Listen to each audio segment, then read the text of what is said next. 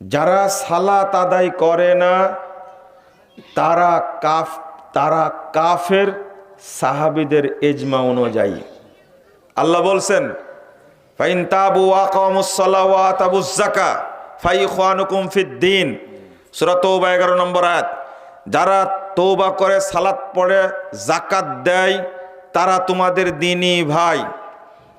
2 নম্বর আল্লাহ বলছে ফাকিমুস সালাহ ওয়া আতাবুজ যাকাত ওয়ালা তাকুনু মিনাল মুশরিকিন, তোমরা সালাত পড়ো, যাকাত দাও, মুশরিকদের অন্তর্ভুক্ত হয় না। রাসূল সাল্লাল্লাহু আলাইহি ওয়াসাল্লামের ভাষা 2621 নম্বর হাদিস, 22 নম্বর হাদিস, দুইটা হাদিস পাশাপাশি বলবো, তিরমিজির মধ্যে এসেছে, সনদ সহিহ। আল্লাহ রাসূল বলছেন আল আহদুল্লাযী বাইনানা ওয়া বাইনাহুমাস সালাহ, অমুসলিমদের মধ্যে আর আমাদের মাঝে একটা প্রাচীর হলো, একটা অঙ্গীকার হলো আস-সালাহ।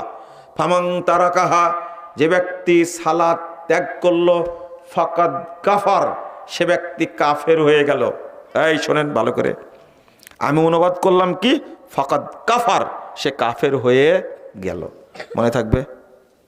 আপনি প্রশ্ন, ফাকাদ কাফার মানে সে কুফরি করলো। এই অনুবাদ আপনার কাছ থেকে ধার নেব না। এই হাদিস বলেছেন মুহাম্মদুর রাসূলুল্লাহ সাল্লাল্লাহু আলাইহি ওয়াসাল্লাম। সাহাবীরা বুঝেছেন এর মাত্রাটা কি।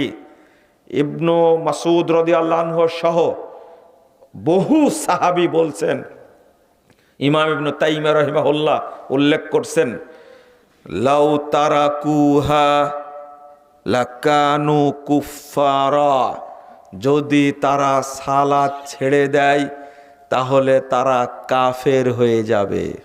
তাহলে বুঝলেন অনুবাদটা কেন করলাম, ফামান তারাকাহা ফাকাদ কাফারা, যে সালাত ছাড়লো সে কি হয়ে গেল, কাফের হয়ে গেল।